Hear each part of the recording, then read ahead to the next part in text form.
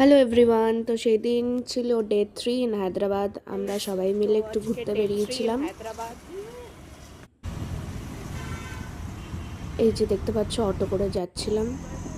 ওখানে অটোর চার্জটা অনেকটা বেশি। এটা আই গেস হোয়াইট হাউস বলেন হায়দ্রাবাদ, খুব সুন্দর দেখতে ছিল।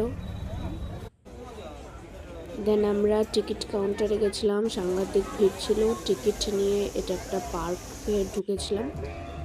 পার্কটার নাম এক্স্যাক্টলি আমার এখন মনে নেই। দেন আমরা লাইট শো এর জন্য টিকিট নিয়েছিলাম। 240 টাকা করে টিকিট লেগেছিল। এরকম বসার জায়গা ছিল।